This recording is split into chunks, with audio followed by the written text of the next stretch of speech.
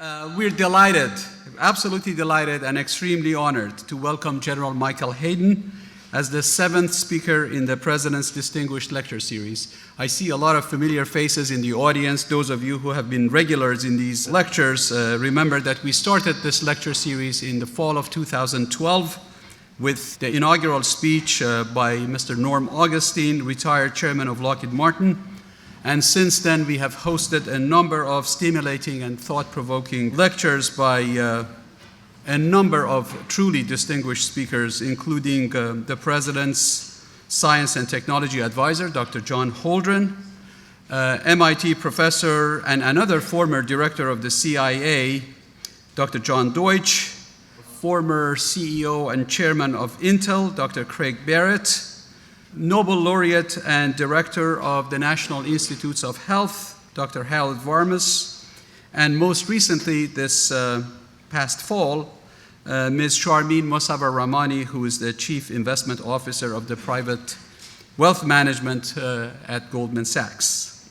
Today, of course, we are going to be the beneficiaries of General Hayden's insights he has gained through a decades-long career in military service as former director of the CIA, as first principal deputy director of national intelligence, as the highest ranking intelligence officer in the armed forces, and as director of the National Security Agency.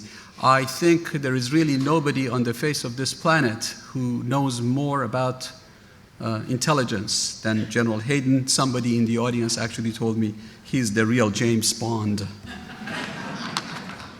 Currently, General Hayden serves as the principal as the Chertoff Group, a security and risk management advisory firm, and as a distinguished visiting professor at George Mason University in the suburbs of Washington, D.C.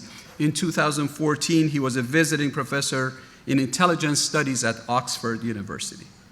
General Hayden is a Pittsburgh native, a Pittsburgh Steelers fan, a graduate of Duquesne University in Pittsburgh, having graduated with a BA and an MA in history and American history, respectively. And we understand he's celebrating a birthday tomorrow. He was born on St. Patrick's Day, and we insisted that he should be at Stevens the day before his birthday so that we can start the celebratory events together. His book, which he will sign at the reception following this lecture, entitled Playing to the Edge, American Intelligence in the Age of Terror, recounts American intelligence's response to terrorism, a major war, and the most sweeping technological revolution in the past 500 years. It describes what the NSA was before 9/11 and how it changed in the aftermath of that day. Why NSA began the controversial terrorist surveillance program that included the acquisition of domestic phone records, and what else was set in motion during the period that formed the backdrop of the infamous Snowden revelation in 2013. So, ladies and gentlemen, you're in for a real treat. I invite you to fasten your seatbelts and get ready for one of the most entertaining and informative talks you have ever heard. General Hayden.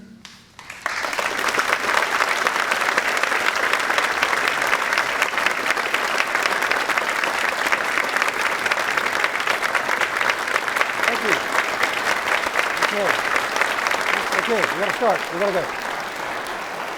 Well, thanks for the opportunity to come chat. And I think the order of march here is I'm going to be walking back and forth on the stage for about 40 minutes, all right? And then we're going to go to Q&A, and so we'll get a generalized scrum going on with regard to things I've brought up or perhaps things you want to bring up, all right? So let me just jump in. Well, first of all, I'm a military officer, 39 years. You can't go more than 2 or 3 sentences without PowerPoint slides, so you're getting PowerPoint. And what I want to do here is with my Army buddies called the big hand little map slide, you know, where you get to go like this, all right? And you just cover the world. 3 macro statements. I'm going to get into some fine print before we're done, but 3 macro statements, all right? As ugly as the world seems today, I have actually seen it worse. I have seen it more dangerous. You students haven't. The other folks in the audience, you have too. I mean, just play it back.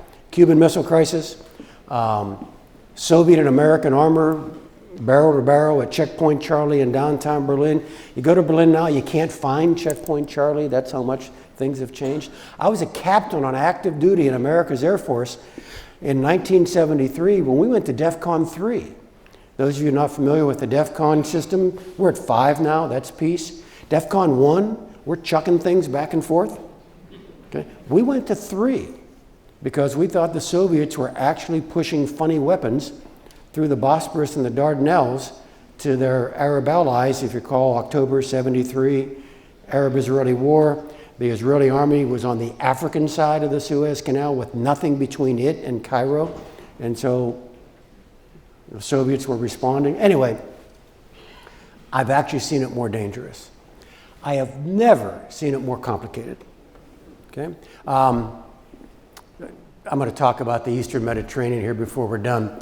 But if you just bear with me, a little cartoonish way of putting it, imagine everything going on in Syria, Iraq, Lebanon now is kind of being this big fur ball. Right? And I've got spikes coming out of the fur ball. You know, one spike says ISIS, and the other says Bashar al-Assad, and this one says al-Nusra, and this one says Hezbollah, and this is the Iranians. Anyway, so you picture you're at a National Security Council meeting, and somebody authoritative says, you know, Hayden, I'm really worried about all those spikes, but I'm really worried about that one. Pick one, it doesn't matter.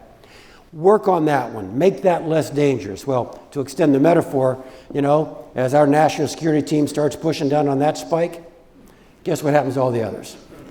Okay? Never seen it more complicated. And I've never seen it more immediate either. Now here, by immediacy, I don't just mean you and I are going to go home tonight and watch our favorite 7x24 news network, and we're going to see somebody's unhappy cell phone video from some unhappy point on Earth. That's going to happen. And that is immediate. But I don't just mean that. By immediacy, I mean not just the communications connectivity. By immediacy, I mean something goes bang over here, something goes bump over here, almost immediately and somewhat substantially. We are really interconnected. All right? So those are the 3 big muscle movements I wanted to show to you. It's been more dangerous, never more complicated, never more immediate. Now, I could have chosen to just kind of follow the shiny silver object, the bouncing ball, actually try to predict whose cell phone video you're going to see tonight. All right, and here's a cast of characters or concepts that we could talk about and fill all the space available to us. All right. By the way, I change this about every fortnight. All right, put a new cast of characters up there. I think you recognize most of them. Upper right-hand corner, the current representative of the fun-loving Kim family from North Korea. Okay, you've got Abu Bakr, Vladimir Vladimirovich, and I think you recognize most. We're not going to do that. Okay? We're not going to try to predict headlines. What I've taken to doing in conversations like this is to go what I call tectonic. Not try to predict what part of the Earth's surface is going to shake tonight or what seas are going to be particularly roiled, but what are the basal plate movements that are causing everything to shake? And by the way, I think talking about the basal plates actually is a bit more predictive of what the world's going to look like as we go forward. So what I've got for us this afternoon are 4 or 5 tectonics, 4 or 5 macro movements that are causing the world we see as complicated and as immediate as it is. All right? So I'll run through those 5. Don't be alarmed. I spent a lot of time on number 1. You're gonna fear you're never going to get out of here. All right? But one's a really big deal, and I'll pick up speed as I go through the others. All right. So here we go. So Tectonic 1. Here's a picture of Brent Scowcroft. I worked for the general. I was on Bush 41's National Security Council staff. Brent is one of the greatest strategic minds this country has ever produced. He's still one of the great strategic minds that this country has ever produced. He was National Security Advisor not once, but twice. And about 4 years ago now, Brent writes an article for the Atlantic Council.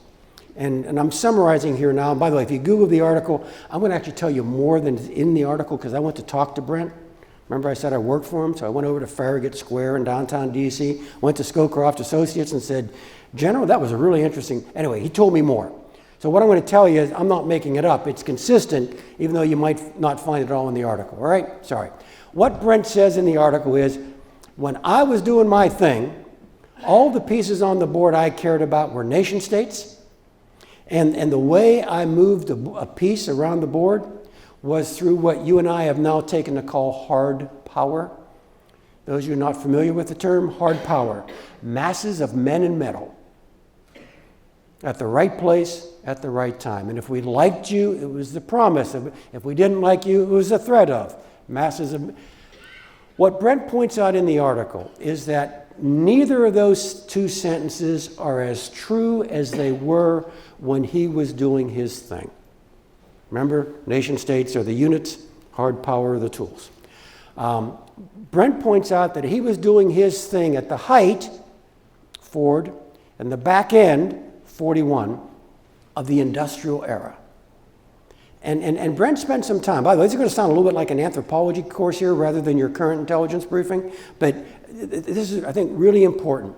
Brent points out that in the industrial era, most everything tended to strengthen the center. Put another way, you couldn't be somebody in the industrial era without a well-organized, strong center. Think of the United States. Republican Party, remembered for its first president, Abraham Lincoln, remembered for abolition. That wasn't the only plank in the program, not the only plank in the platform. And the Republicans, largely in control of our government in the presidency and in the Congress for the rest of the 19th century, fundamentally built the national infrastructure on which American industrialization was based. The sweetheart deals with railroad companies, the construction of the infrastructure and so on, allows this country to burst onto the global stage at the beginning of the 20th century as the premier industrial power on the planet. You don't get to be an industrial power without a strong center. Communism, pretty bad theory of history, worst theory of government. But not a bad thing if what it is you want to do is to rapidly industrialize a backward, agrarian, near feudal society rapidly. Why? Because power is accrued to the center. You need an empowered center. A couple of I'm old enoughs, and I'm looking around the audience, there's some people of like age. I'm old enough to remember that making a telephone call was such a difficult undertaking that we could only entrust it to a government or a government-controlled monopoly. Remember? Yeah. I'm old enough to remember I used to have to kind of put a shirt on, get in the car, drive the car, park the car, get out of the car, go into a building, and talk to a human being to get my money. The students here are going, money? Interesting concept. I mean, these are kids who pay this way. Yeah. How many of you use Zillow? Yeah, I've seen it, yeah. Remember, we used to have to go to a professionalized subgroup of people existing in an institution in order to get what you and I can now get with 2 or 3 clicks on our home computer. How long on the market, comparables, market value, and so on. In my old line of work, I'm old enough to remember only 2 countries could take pictures from space. And frankly, only one of them did it really well. Okay? And now you can, no fool, and go home, and on your home computer, look at photography of sufficient resolution of North Korea to know whether or not they're stacking a Taepodong missile. Okay? As the industrial era required power to be pulled into the center, the post-industrial era has pushed power out to the extremes. Put another way, things for which we used to have to rely on a powerful and empowered central government are now within the reach of sub-governmental groups, gangs, and even individuals. And for the most part, that's just awesome. That's great. But there's a dark side. There's a dark side. One more, I'm old enough. I'm old enough to remember never losing any sleep over a religious fanatic living in a cave in the Hindu Kush. But we now do. Brent's point is that we used to live in a world in which our most serious national security problems were the product of malevolent state power. And that problem still exists. But most of the things that can go bump in the night and make your life personally or professionally bad right now today are not the product of malevolent state power. They are, in fact, the byproduct, as we said back in 2002, They're the byproduct of state failure or state weakness. Things like this, which, if you kind of half believe what I've been telling you, are all kind of the same thing. I mean, they're different expressions, but they're different expressions of the same reality.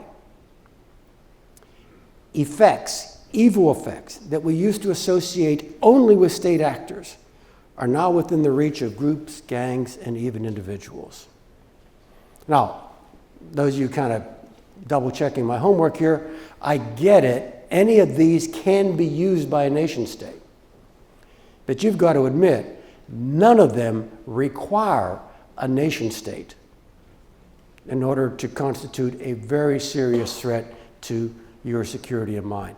A footnote here, and I won't dwell on it, but one of the real issues we have is that the institutions designed to defend you were hardwired in 1947 with the National Security Act of that year. The National Security Act of 47 created CIA, the National Security Council, the Joint Chiefs of Staff, America's Air Force, and the Secretary of Defense. We are hardwired to defend you against malevolent state power. In 1947, we harvested the lessons of the last great war of the industrial era and self-organized to do it again. And that's why this tectonic is so very, very important. This is changing the flavor of threat. You're probably wondering why the Nina and the Pinta and the Santa Maria are up there in your current intelligence briefing. In addition to pushing power down, modern technology has also interconnected us in ways that we've never been interconnected before. That makes that group, gang, actor threat even more immediate. I actually used this picture because I saw a display at that wonderful maritime museum out in San Diego. And I'm walking through the museum there, and they talk about the age of sail. It kind of begins in that year and goes for the next couple hundred years. Kind of the European explosion of the voyages and age of discovery. And it talks about how that stuff there interconnected civilizations that have been developing at their own pace autonomously and interconnected them in a way that created one of the greatest explosions in human activity and human advancement we have ever seen. It also gave us global piracy and the global slave trade. And that's interconnectivity at 13 knots an hour with a favoring wind. You and I are wired at 186,000 miles per second. And in addition to powering down, this interconnectedness of the modern world has jammed together the strong and the weak, the good and the bad, in ways we have never seen before. And your security establishment is actually having trouble adjusting to it. All right? Now, we're fairly far along dealing with this expression of this power down, interconnected world. But we still have arguments with one another here, right? I mean, I'll be brief because I want to get to the other tectonics. I think I've tried to explain to you that we're hardwired to defend you this way, all right? 1947 National Security Act. And I've tried to explain to you it ain't coming that way. It's coming this way. And so all the arguments we've been having with ourselves over the last 15 years fundamentally has been about taking a national security design that was supposed to go here and making it go that way. And we've been arguing about the legitimacy of tools designed to go here, going here. I'm sorry, that's vague. Let me be specific. 2 presidents that said we're at war with Al-Qaeda. What do you do in a war? You close with and destroy the enemy. In my old profession, you kill them. All right? We've killed the enemy in every war in which we've been involved. What does killing look like here? It looks like targeted killings from unmanned aerial vehicles outside of internationally agreed theaters of conflict. And a lot of good Americans kind of go, whoa, slow down, Hayden. Not sure I'm comfortable with that. What else you got in your making war kit bag? I said, well, we capture people. We've captured people in every war. We had hundreds of thousands of Axis prisoners in North America during World War II. Oh, okay, capturing, Hayden. What's that look like? Looks like that little naval base on the southeastern tip of Cuba, Guantanamo. All right, Hayden, you're really making me nervous now. Why don't you just do that intelligence thing? I saw the movie, right? Imitation Game, all right? Bletchley Park, Enigma, Purple, Battle of Midway. Yeah, do the intel thing. And what's that look like? It looks like all the stuff Edward Snowden's told you about for the last 3 years. We are having arguments with ourselves about how to deal with this threat. They're legitimate arguments, all right? It's what a free people does all the time. And if you think it's prickly here, what do we get here? Remember the preceding slides talked about the biggest threat to us is not state power, it's the lack of state power. This is the largest ungoverned space in human history. Okay? And I won't dwell on it, I want to get to the others, but there's a lot of dark stuff happening here. And if you think we're arguing with ourselves with regard to how to deal with the flavor identified as terrorism, we have hardly begun to fight in terms of arguing with ourselves about how to deal with a cyber threat. Let me give you the punchline and another full briefing I give on another topic. We, the big we, the 320 million we, in terms of this flavor of threat, have not yet decided what it is we want or what it is we will allow the government to do to keep us safe in that domain. And bad things and bad actors happen. Okay, so that's Tectonic 1. All right? Power down, interconnectivity, great danger from non-state threats. Completely new flavor, and we're making a big adjustment. All right, if that sounded like anthropology, here's Western Civ masquerading as your intelligence briefing. The second tectonic. Things that seem to be permanent aren't. So you look at that map on the left, that's a map of Europe a little more than 100 years ago. And we all know that map doesn't count, all right? There are things there that most of us have never even personally experienced. You know, the Austro-Hungarian Empire, the German Empire, the Ottoman Empire, the Russian Empire, they're all gone. That's an old map, forget it. Look at the one on the right. That's the one you and I grew up with. That's the one we stared at in algebra class when we weren't lucky enough to be seated in the row next to the windows so we could look outside while somebody was flowing with a polynomial equation on the blackboard. And being denied the view of the great outdoors, we just stared at that map. And I don't know about you, but I kind of thought that map was kind of permanent. I mean, that's the way the world is. It is that way. And if you look at that map carefully, you'll notice that some of those countries don't exist either. You've got something called Czechoslovakia that divided in the Velvet Divorce into the Czech and Slovak Republic. You've got Yugoslavia, literally the land of the South Slavs, that also divided with nothing velvety about it. About 250,000 people were dead. By the way, those two countries are the product of American diplomacy. That's Woodrow Wilson. We had a powerful hand in creating those supranational states that no longer exist. They're both created by Versailles. That one was not created by, but it was created at the same time as Versailles. And it's gone too. Right? So if you go back to Brent's metaphor, all the pieces on the board I cared about were nation states, right?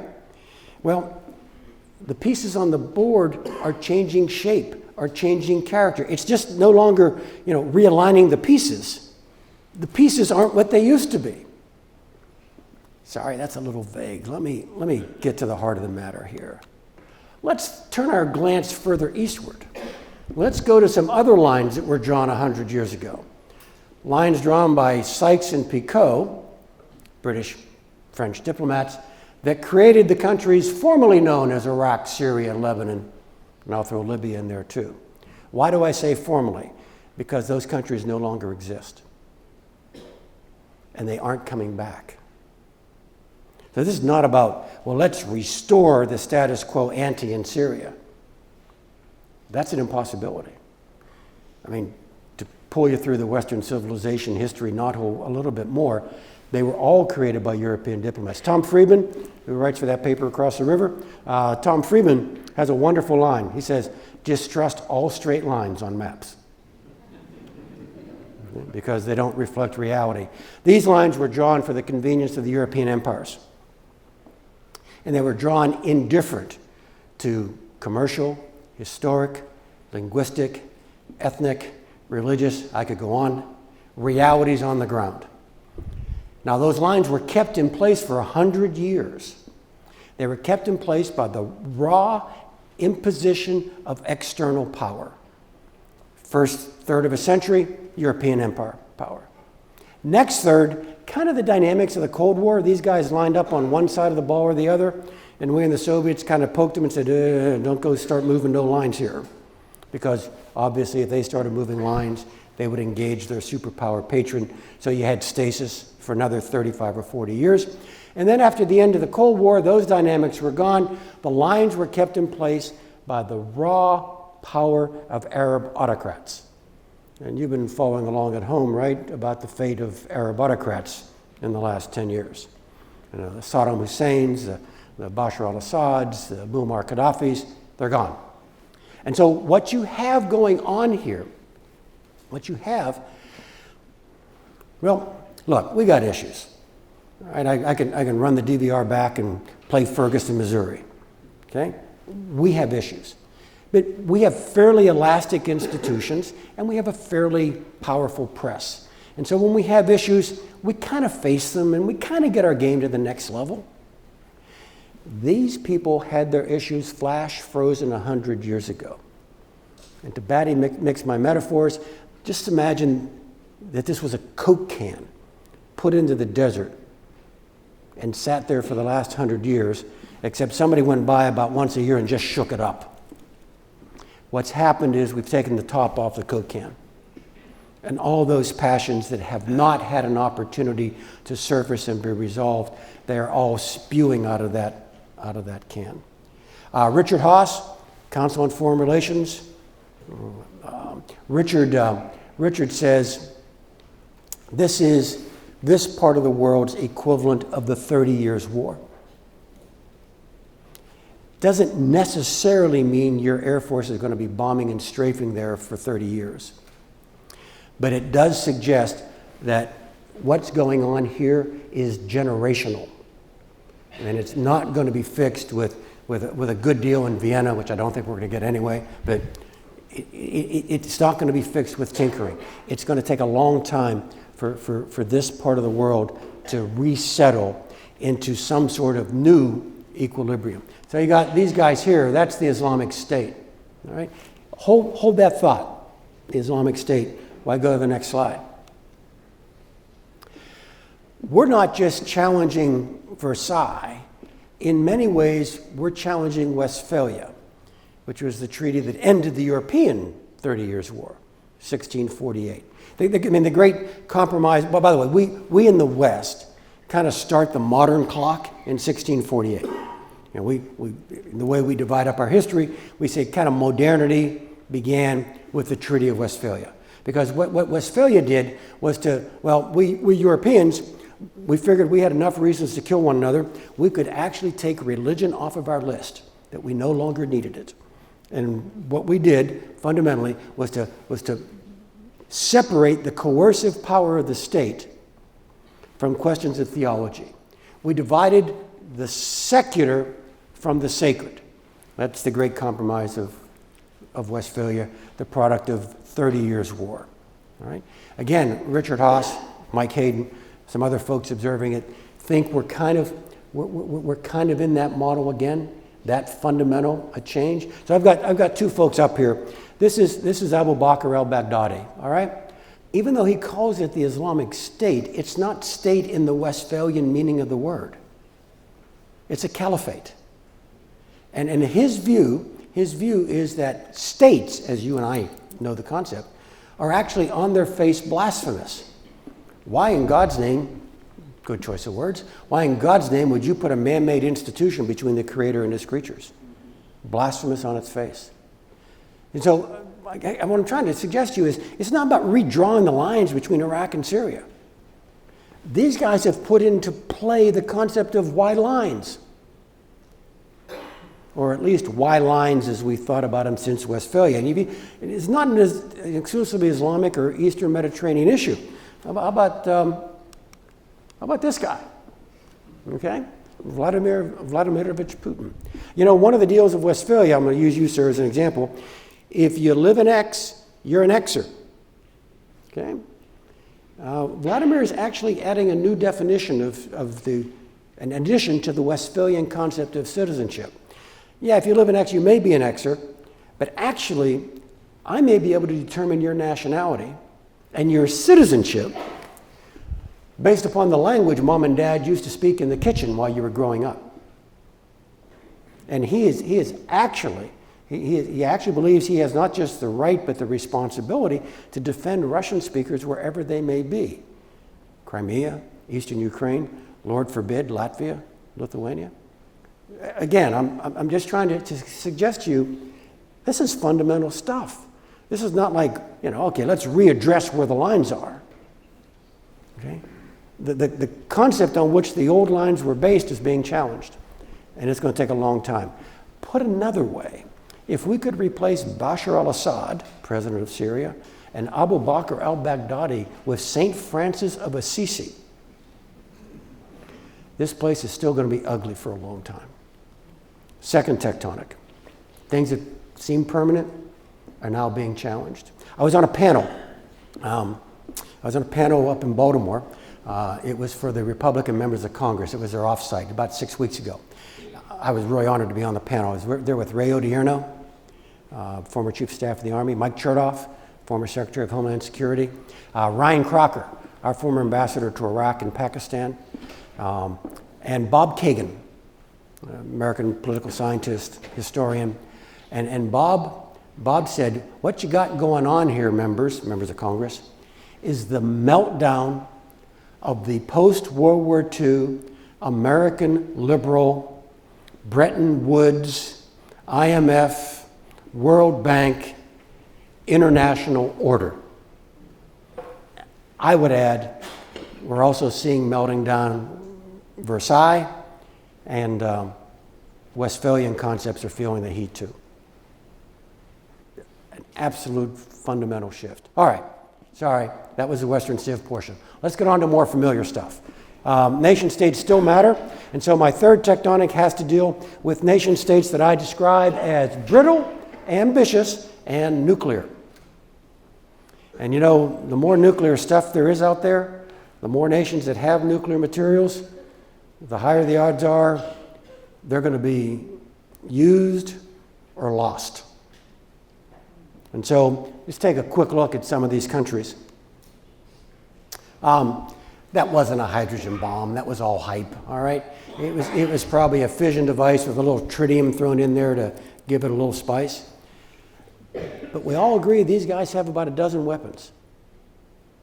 And I was a little flippant about the fun-loving Kim family a few slides back. This is a pathological little gangster state. With nuclear weapons, that's a real danger. These guys are getting back into this too, the Russians. I have to admit, 15 years ago, maybe a little longer after, the fall of the wall, the collapse of the Soviet Union, I'm going, boy, wasn't that nuclear period an interesting period in history? Wow, that was really interesting. And we all kind of moved on. You and I, when was the last time you read a treatise on nuclear deterrence? Mutually assured destruction. Whether single warheaded or multi-warheaded missiles are more or less destabilizing. God, I did that for 25 years. And then it all went away. It's back. What we're seeing in Russian military exercises is they're actually blending nuclear, wait for it, first use in their exercises for conventional war. They're actually calling the first use of nuclear weapons a de-escalatory step. I can't explain it.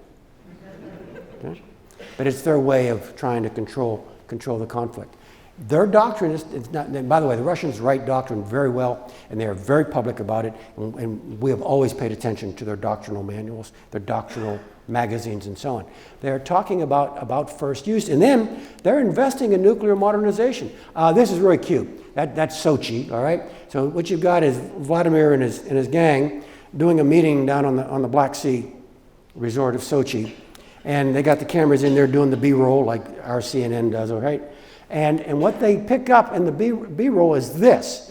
Now, the Russians go, oh, that was never intended to be made public.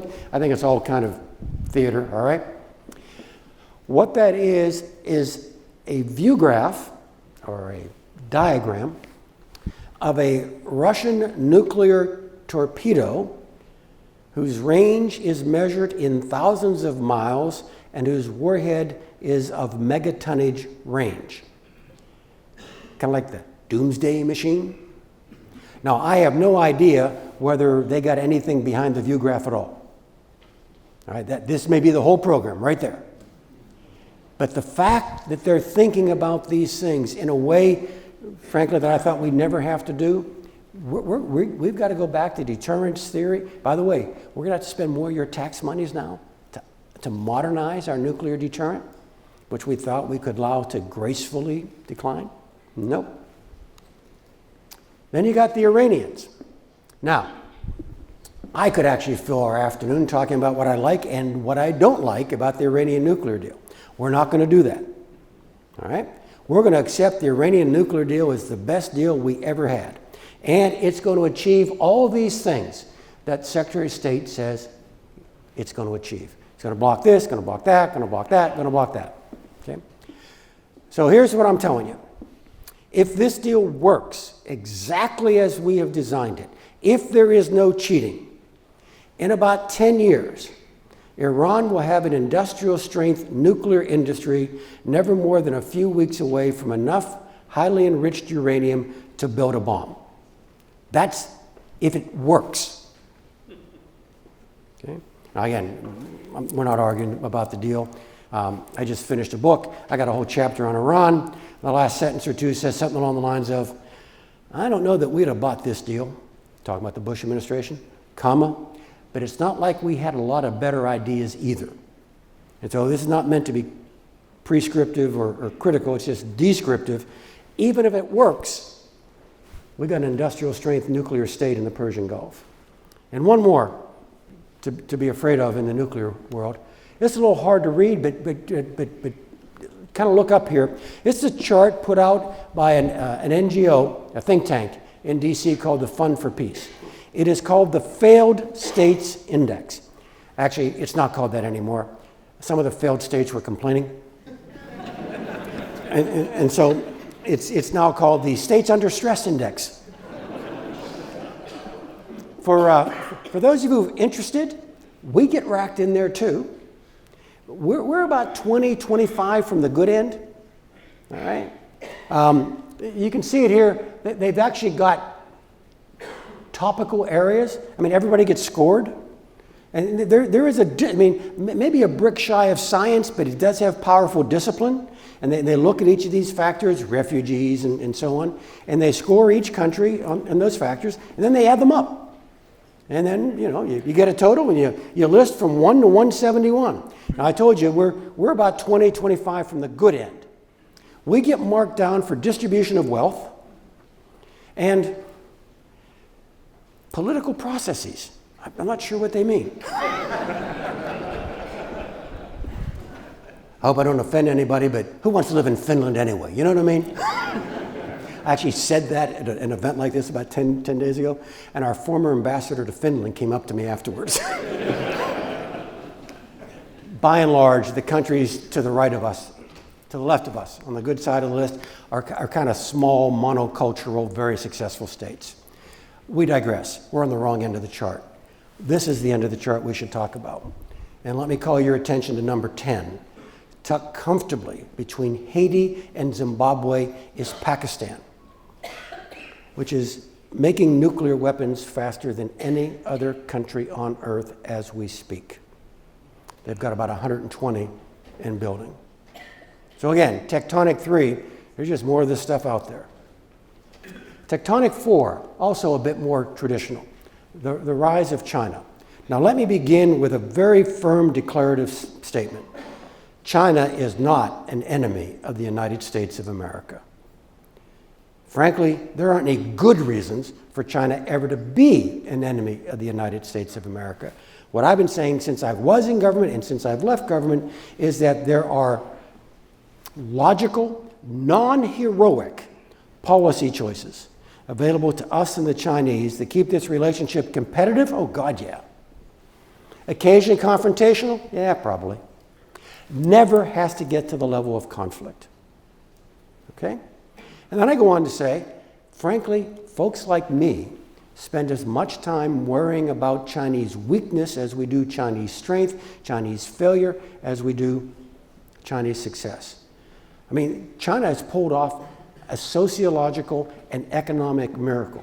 It has pulled 400 million people genuinely into a middle-class existence. That has never happened before on that scale. But all that said, all the legitimate growth of Chinese industry and Chinese power, there are serious structural issues in the People's Republic. Top left, environmental concerns. I'm a fellow at the U.S. Chamber of Commerce. The U.S. Chamber estimates that China loses about 10% of its GDP each year just because of environmental effects. You got the stress in the Chinese stock market. Lower right, there are really large numbers of civil disturbances. I'm not talking about threats to the state, but civil disturbances of local people pushing back on what's going on. I don't have it on the slide, but I can talk to you about Chinese demographics. Here's the Chinese demographic pyramid. You all see it? Points on the wrong end. The one-child policy for more than 2, pressing 3 generations. If you think your Social Security account is a Ponzi scheme, imagine how it must look from China. And I offer this as another point of view, an additional point of view. This is a society built around the extended family, and is now a society without brothers, sisters, aunts, uncles, or cousins. I just simply ask the question, what does that mean with regard to the internal quality of life of the country?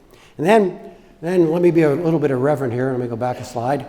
That's Chinese President Xi Jinping with our president. Again, I'm being overly flip, but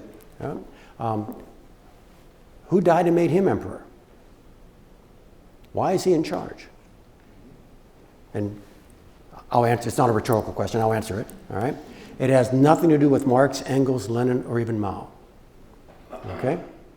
Frankly, it has to do with my left arm, which is my depiction of that great Chinese economic progress that I've suggested just a few minutes ago. But I think most observers think that my arm's slope is probably a little steeper than what really happened. That's debatable.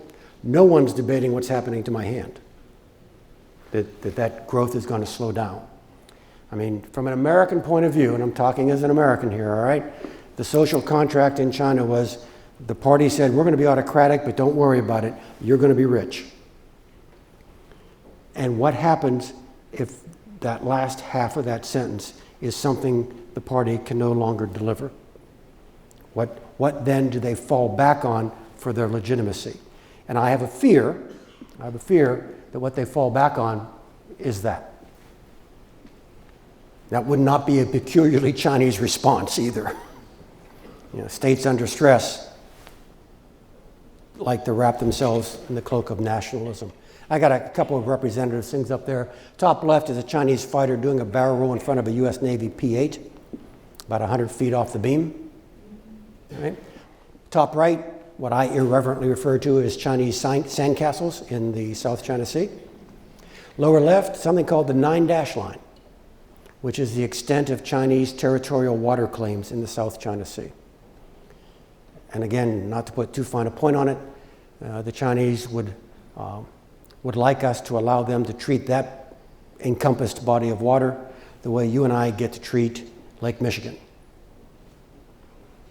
All right? In my last couple of jobs, I had great insight into Chinese thinking, and I must admit I was very impressed. Methodical, strategic, patient, nuanced.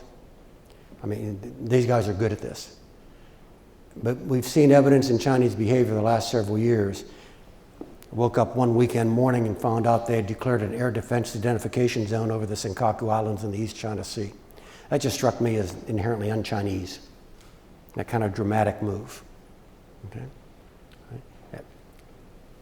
We spent a lot more time on this, but I promised to leave time for questions. Let me just finish this piece by quoting Graham Allison, who is 3 or 4 more Acela stops up north, up at the Kennedy School. Graham is a great political scientist, up at Harvard, and he actually comes down to D.C. and writes, experiences life. He's an assistant secretary or something or other, and he goes back and he writes about it. So it's not just an academic, it's just not theory, there's practical experience woven in. Graham writes about this issue, this fourth tectonic, the emergence of China, as, you know, we've seen this movie before. This is all about a status quo power, that's us, dealing with an emerging power. You know, you can run this clock back. You know, how the poor people of Sparta had to put up with all those uppity folks from Athens, right? And Graham plays it forward to the modern era, kind of post-discovery, post-Westphalian, and says, you know, we've seen this dynamic 20 times. And we always manage to get from the old equilibrium to the new equilibrium. We always manage to accommodate the shift in power between the emerging power and the status quo power. We do. He then goes on to point out that the mechanism by which we do that in about 2 out of 3 cases is a process that goes by the popular name global war. Okay. So of all the things I'm showing you, this is pass-fail. This is the most important strategic challenge we and China have. Remember where I began. These people are not an enemy of the United States. And there aren't any good reasons for them to become an enemy. But this is a relationship that has to be carefully managed by both us and Beijing because it is fraught with peril. So I started by saying I got 4 or 5 tectonics. You would think, since I already had the slides, I would know the exact count of tectonics. The 5th one is kind of like 4 or 5 because it's an odd one for a career intelligence officer to talk about. The 5th tectonic is us. And oh, by the way, if we weren't here at Stevens, you know, across the river from New York, we were at some great French university across the Seine from, you know, parts of Paris, and I wasn't the former head of CIA, but I was the former head of DGSE, and I wasn't talking about tectonics, but I was expressing les tectoniques, okay? This would be in my list, and it would not be number 5. This is a big deal. It's just awkward for us to talk about it because it's us. Right? And so since it's awkward for me to talk about it, I default to a very good American political scientist called Walter Russell Mead. And Professor Mead divides American security policy style into one of 4 historic baskets. Okay? He says, you know, no matter what president you have, you can pretty much put them in one of 4 boxes. You got the Hamiltonian box. What's that mean? Hamilton, first Secretary of the Treasury. Understand there's a play across the river? Okay. Got to see it. Hamiltonian foreign policy. America cannot be free unless America is prosperous. America cannot be prosperous unless America is strong. Freedom, prosperity, strength, all together. Mitt Romney would have been a Hamiltonian president. I'm not making that up. That sentence I just gave you, he said in the second debate 4 years ago with President Obama. Wilsonian, American idealism. The war to end all wars, the war to make the world safe for democracy, kind of our manifest destiny shtick from the 19th century, kind of repackaged in the 20th and the 21st. We actually do have a better idea. We've got some more responsibility with trying to nurture that idea more broadly, internationally. Wilson, American idealism. Jefferson. Okay, I get it. He bought Louisiana and he fought a war in North Africa. But fundamentally, Jefferson was inward turning. Jefferson sounded a little Reagan-esque, you know, trying to build our own shining city on the hill. We've got our own responsibilities here. He viewed foreign policy things largely as distractions.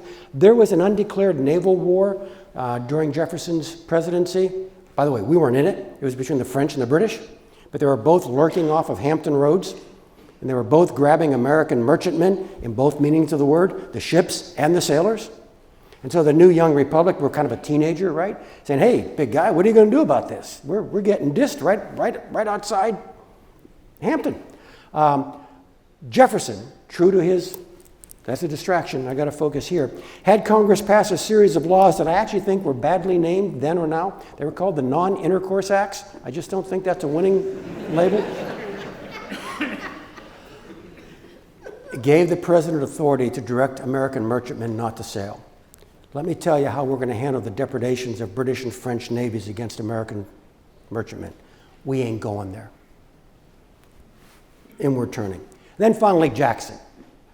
Indian fighter, man of the frontier, war hero, first Democrat in the White House, and it really doesn't matter whether you spell the Democrat with a big D or a little d, he was the first Democrat. Meade's summary of Jacksonian foreign policy, I think, is priceless. He says, you know, kind of like the people who watch Fox News. Okay. My summary now, not Meade's, foreign policy organized around Robert De Niro's immortal words in Taxi Driver. You talking to me? The president I served, President Bush, was undoubtedly Wilsonian. I remember sitting in the Oval watching the man make decisions and thinking, this has got to be the most Wilsonian president in this place since Wilson. I freely admit, you got a little Jackson going on there too. I wasn't there, but I saw the B-roll, and I've talked to people who were there. President's getting off of Marine One. It was probably a Sunday, you know, coming back from Camp David. All the man wants to do is get back into his house, right? And he's walking past a rope line of newsmen, and they're barking out questions. He doesn't have to answer anything. And someone barks out, this is about 05, 06.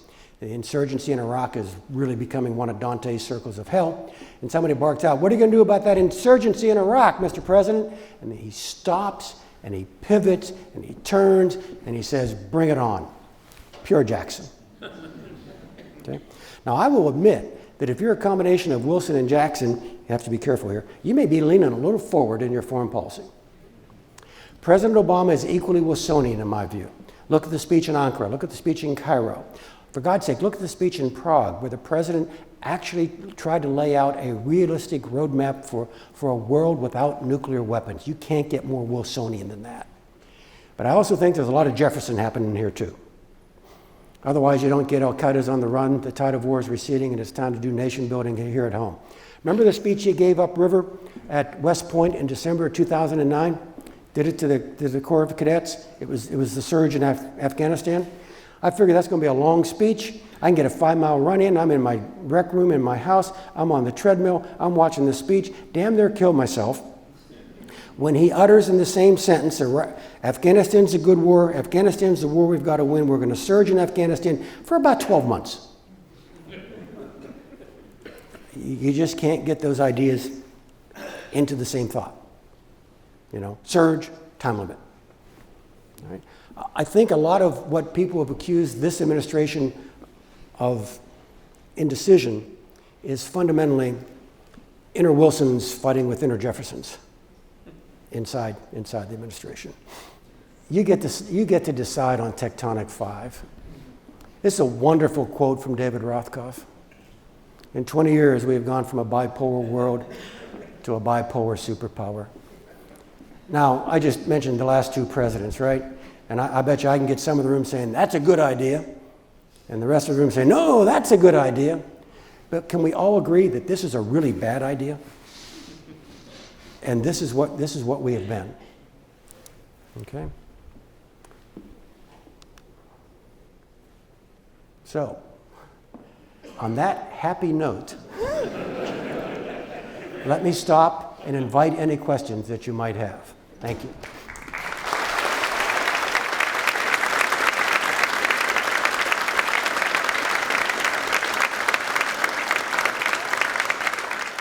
That was a great talk. Really, really interesting, if a little scary. I actually wanted to ask you about something that you didn't address directly. That's the drone program, which you just wrote about in the New York Times recently. And so, by the way, I'm a science writer, and I write a lot about security issues, including drones. My concern is that drones might be making a bad problem worse. So one of the reasons that I'm worried about this is a Stanford NYU study that was done a few years ago that looked at Pakistan. They had people on the ground doing interviews. And what they found was that, yes, some bad guys were being killed, but it was terrorizing people and making them hate the United States and driving recruitment to some of these groups. So I guess that's my question. Yeah. Look, and by the way, the title of the New York Times article 3 Sundays ago was an excerpt, a lift, slightly modified from the book. Any of you who've done this, you don't get to write the headlines. They wrote the headline. I think it was targeted killings, necessary, precise, and imperfect. I'd have kissed them for that headline. That was a great headline. I didn't write it, they wrote it. And it captured everything I try to say in 6,000 words, all right? Number one, the civilian casualties put out do not comport with my life experience. But I admit in the article, and actually in the book, I talk about decisions made where casualties, unintended casualties took place. I freely admit. So, but the numbers don't match with what the worst is. There does not seem to be a powerful correlation between the pace of our drone attacks and anti-Americanism in Pakistan. There's just so many things in that mix. You know, we go up, they don't like us. We go down, they don't like us. It stays pretty much the same. That said, and you bring up a great point, we always knew there were second and third and fourth order effects. You know, even when we ramped it up in the summer of '08, and then President Obama kind of hugged it, continued it for a year, and then he ramped it up even more. We always knew we were going to have to live with the long-term consequences of it. First-term consequence, he's committed to come kill you and your family. We got to do something. But the second and third, you kind of play into the jihadi narrative. Your B-roll becomes part of the recruiting video. You alienate allies, and here it's not Pakistan, it's the Europeans who don't agree with our legal theory on which we base it. So we always knew. So my answer in the book, if you've read it, the chapter ends with, obviously I was very comfortable with doing it, all right? But I understand you're going to live with consequences. So the last line of the book, or in the chapter, is something along the lines of, what we need here is a dial, not a switch. And I think that's the approach we ought to take. Thank you. I'd like to pick up an item in your book without spoiling it for the people who haven't read it yet, but you speak eloquently about all of the, I'll say, hypersensitivity to the NSA, phone system and that, which, okay. What you don't talk about, and I don't know whether it's because it doesn't exist in Washington or you just weren't involved with it, I'd like you to maybe comment on it. And a little informal poll here. A number of us that have had security clearances in our lives have recently, in the last few months, gotten these beautiful whoops, sorry letters from the Office of Personnel Management that says, golly gee, we lost your entire security clearance. And we feel bad. We do. We feel very bad about it. Yeah, and I mean, like, I didn't see any irate senators or congressmen. I mean, do they really care about hacking? They do. And it's not in the book because I did not experience it in government. It's about my 10 years at the national level. Now, I do play it forward with the Snowden event, but I did not with OPM. So everyone familiar? Someone, almost certainly the Chinese, broke into the Office of Personnel Management, stole the very intimate, detailed records of, pick a number, 24.5 million people. And I mean, down to the, did you see a shrink? Do you take these prescriptions? Have you had an affair? I mean, you got to come clean on those facts when you have the extended background investigation. So they took it all. So a couple observations. That's really bad. It really made me angry. All right? For God's sake, we invented this thing. You'd think we'd be better at it. So there was genuine anger on my part too. Number two, I don't blame China. I have said publicly, if I could have done that to China while I was director of NSA, I would have done it in a heartbeat. For God's sake, to get the detailed information about everyone in an adversary who has a security clearance, I'd jump on it in a second. And here's the punchline. I would not have had to go downtown to ask permission. It's what we do. And so this is not shame on China. This is shame on us for not defending your personal records. Then finally, what's the effect of it, all right? You're not going to be blackmailed, all right? I'm not going to be blackmailed. But this repository, this kind of shopper's food warehouse of data on Americans enables espionage against those Americans. You begin to learn who they are, what they say, what they like, what they don't like, where their kids go to school. And so at an institution like this, with people who have classification, security clearances, they go to a conference and pick your great spot, Geneva, and whoever's got those are going to use that data to come up to you and say, oh, I loved your paper on, and I see your daughter's following in your footsteps. I've admired you for, I mean, that's what security services, espionage agencies do, and now we have kind of teed it up for an adversary, And that's going to be valuable to them until all 24.5 million people die. Hi, General. Nice speech. Thank you. And I'm from China. I'm an international student. And I heard that you say that China and America are friends. Like, what do you mean by friends? Are we friends, like, politically or economically? Because, like, my parents doing business in China, and they know that China's economy is getting, like, worse. Because, are we still friends? Like, China's economy getting worse? Yeah, so I actually didn't say we were friends. I said we weren't enemies, and there are no good reasons to be enemies. We will always be very sharp competitors against one another. And I'll quote the guy across the river, Henry Kissinger, who says there are areas where our interests overlap and we should work like the devil to cooperate, and there are some areas where they don't overlap, and well, we just have to deal with that. I will offer you this. Remember the emerging power, the status quo power, the history, Graham Allison, and so on. I cannot find an example where the economies of the emerging power and the status quo power were as thoroughly enmeshed with one another as the Chinese and American economies. So I actually think that offers some very powerful hope that we can keep this ship pretty stable as we go forward, even if we in the People's Republic have different views. Look, this is, and I realize there would be international students here, but you wanted candor from me, and I gave it. But that's the way I give it all the time. I mean, I wasn't pulling any punches. I meant what I said. These people aren't enemies. There aren't any good reasons to be enemies. All right, but there are issues. So, but I'm interested. I'm actually intrigued that your parents actually think my left arm is doing what I said. That it's. Hi. The worst part of your slideshow was Trump. That was frightening. Quick question going back to China. Why aren't the Chinese stepping more up against the North Koreans? Because at the end of the day, it seems if that area of the world blows up, it hurts everybody. No, it does. And the American logic, all right?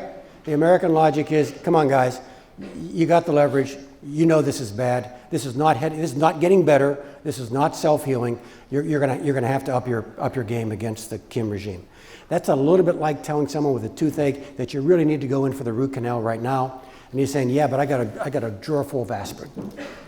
I'm serious. So it is a tremendously big ask of us, of the Chinese. So I understand the reluctance, sort of, all right? But I do think in this particular case, our kind of Weltanschauung here is the right one.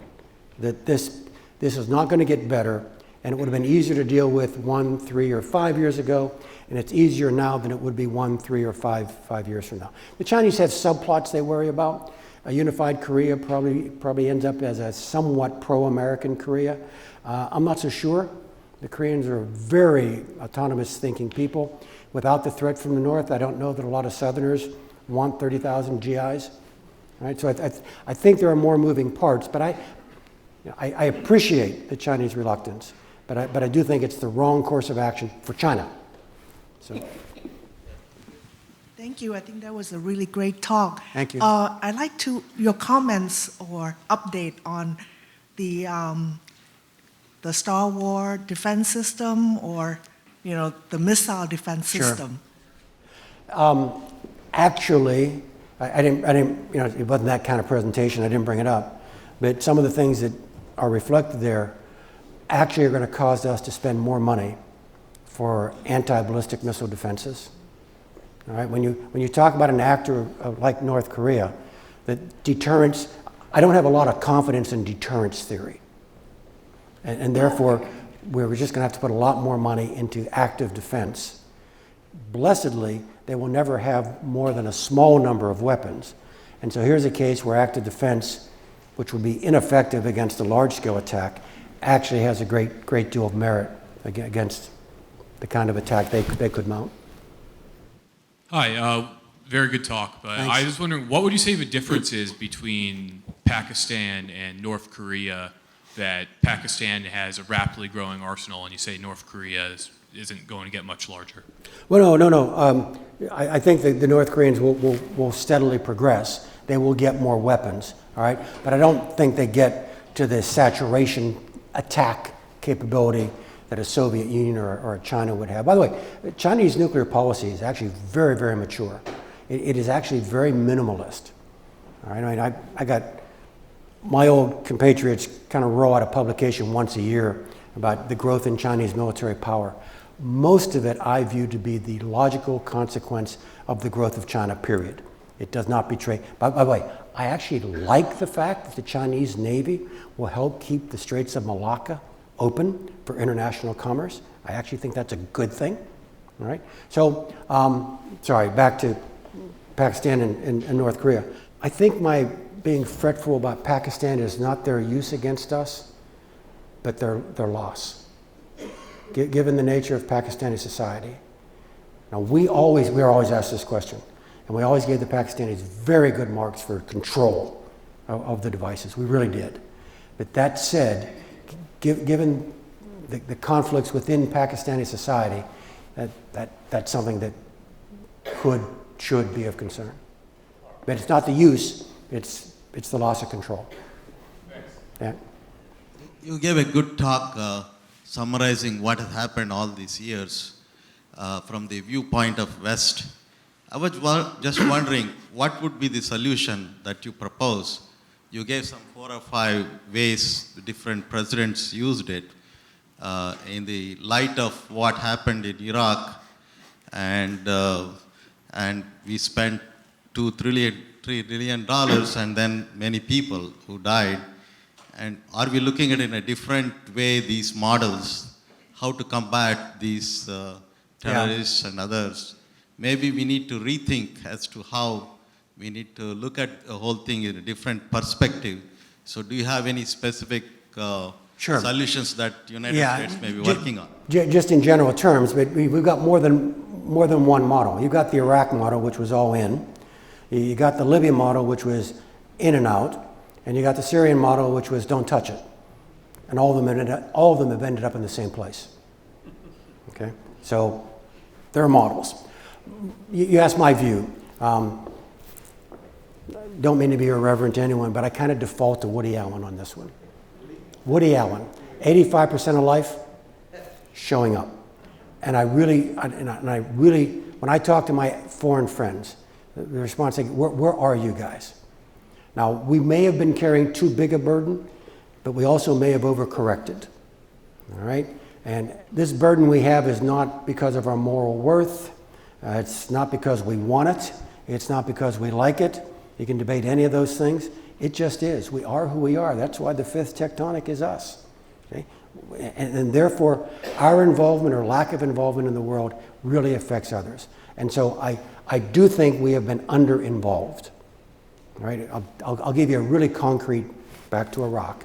I am convinced, and I was convinced in 2011, that the right number of residual American forces in Iraq wasn't 0. Okay? And you can draw a line between, not that 15,000 GIs were going to defeat ISIS, but 15,000 GIs kept a lid on things so that the 3 tribes, Sunni, Shia, and Kurds, at least believed that the other 2 weren't going to eat them tomorrow. We were kind of a governor on that. Once we pulled out, everyone thought the worst of the other 2. Everyone retreated to their own corner. Everyone, for defensive purposes, started to act very offensively, and we had the spiral down. You talked a lot about relationship with China. What about Russia? I hear all the time Putin is a thug.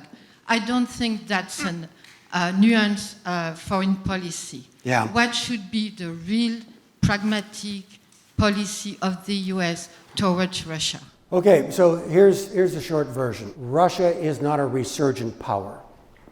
Russia is a revanchist power, but it is not resurgent. All the things that Russia needs to be somebody in the 21st century, they either lack or are running out of.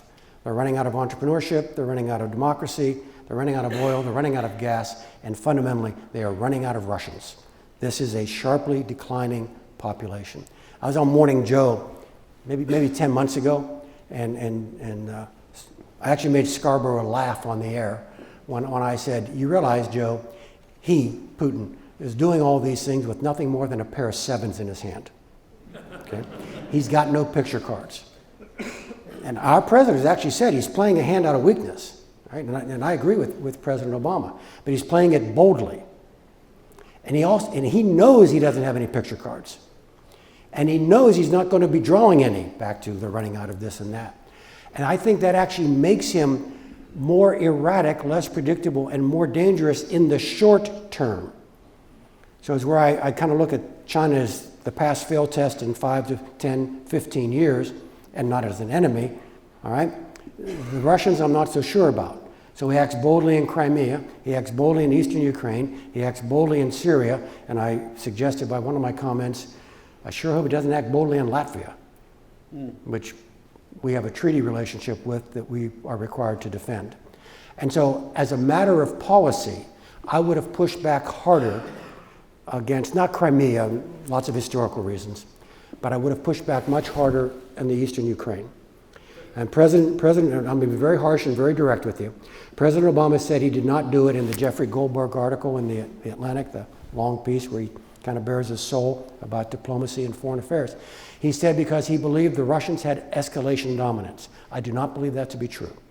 Now, I recognize that Ukraine is next to Russia, and that the Russians could always put more military weight, even under the conditions I described as a declining power, put more military weight there than we could actually do. But I also believe that Putin had a threshold. And to be very crude and direct, he had a threshold with regard to dead Russians. And he was able to do what he did without suffering significant casualties. And if we had empowered, we refused to supply the Ukrainians with defensive arms. And you had a lot of people like Zbigniew Brzezinski and others saying, we've got to do that, simply to increase the cost to Putin for behavior we knew in our heart was not just wrong, but destabilizing. And we didn't do that. And so he was able to destabilize the eastern Ukraine largely on the cheap. And I fear that that's emboldened him. It certainly had him showing up in Syria like that. Right? So anyway, you asked, that's kind of my take. Again, I've got a granddaughter who's Russian, all right? So this is not any disrespect to the Russian people or the Russian nation. I'm just saying we got a problem here, and I don't know that we've handled it quite the right way. General, thank you for the wonderful presentation. The international scene is scary enough. I'd like to bring you back to the domestic battles, if you may. What are your thoughts on the ongoing battle between the FBI and Apple? Oh, our time is up.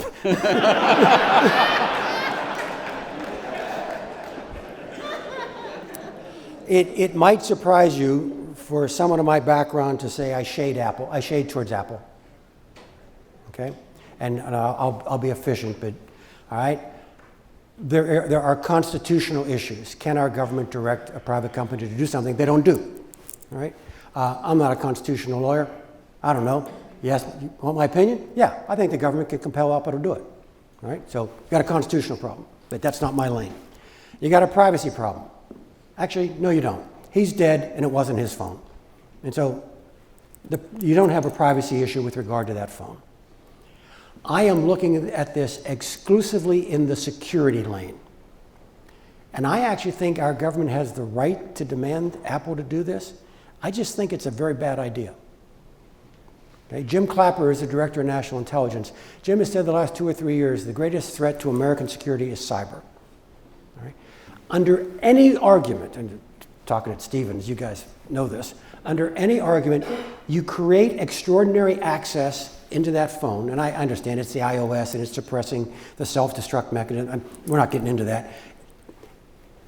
That phone will be less secure by an observable amount once Apple devises the new operating system to suppress certain aspects of the current operating system.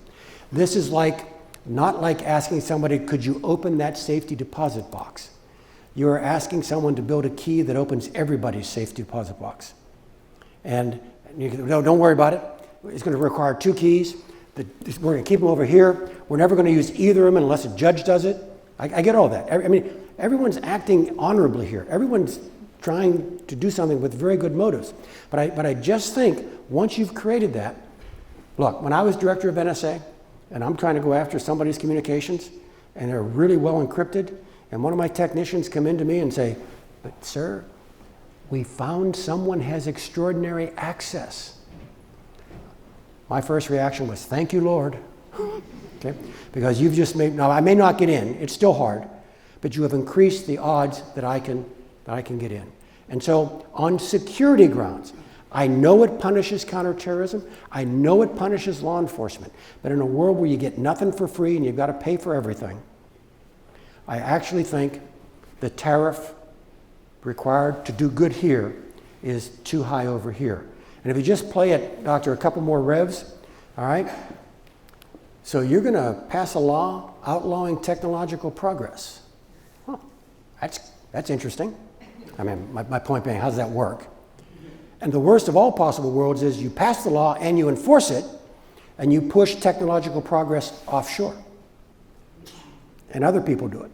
And that is the worst of all possible worlds. Now just one more turn.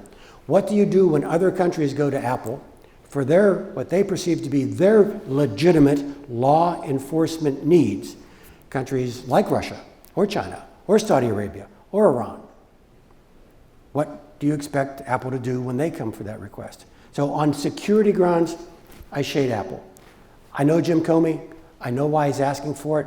I actually wish there was a secret sauce that allowed Jim to get the data without doing this. But I think if we concede on A, we eventually get to B. And so I'm shading Apple. I'm hoping I'm wrong. I'm hoping someone can argue, no, you can do A and it won't get to B. But right now, I don't see it. All right, let's come over here.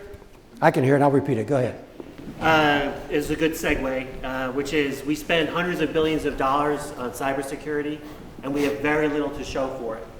What's the problem, and what should we do?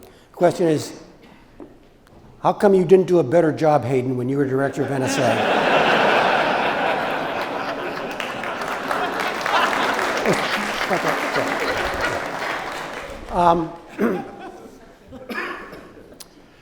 Let me tell you, and I'll be very efficient. Your government, our government, is going to be forever late to need in cybersecurity. I tell clients at the Chertoff Group, the next sound you hear ain't going to be the bugle of the digital cavalry and the pounding of digital hoofbeats coming over the ridgeline to save you. All right? Number one, speed of government and the speed of technology, that's just not going to work. And we have a peculiar problem here in the United States because we have such a high regard for our Fourth Amendment. All right?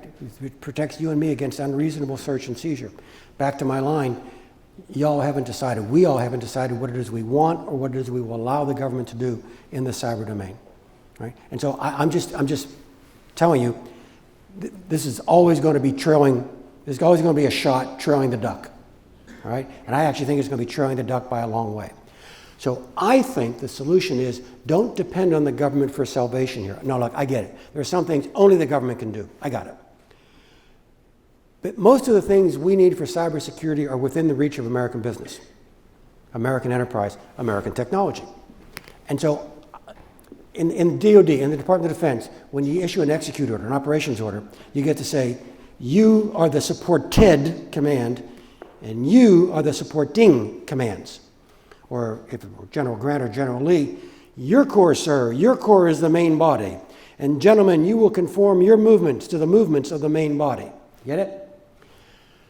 In cyber defense, in most instances, the main body is not the government. The main body is the private sector. And our government needs to get more acclimated to conforming its movements to the movements of the main body, which is the private sector. What does that mean?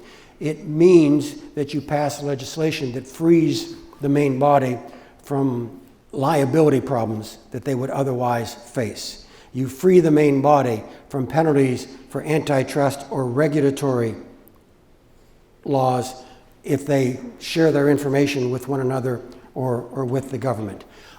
It means that you actually take a real close look at the Computer Fraud and Abuse Act and decide whether or not you want to criminalize some active defense items that our companies cannot do because the Computer Fraud and Abuse Act views everything everything the same way, no matter the. There are lots of things that the government, I think, can do that enables the main body, the private sector, to be more than we let it be. So that's my response. Now, all that said, there are some things only governments can do. So talk to Mike Rogers, my successor once removed at NSA and Cyber Command. They're really good, okay? But largely because of our political culture, I use the line that Mike, the current guy at Fort Meade, Rogers, Navy Admiral, he's got first-round draft picks. They're not only not on the field, they're not even suited up, because he lacks legal and policy guidance to go do things within our technological capacity. I think that's a permanent condition, and so sorry, that's really far too short an explanation, but my macro kind of gestalt on this is get the private sector out there, and to the degree possible, get out of their way in order to create better cyber security.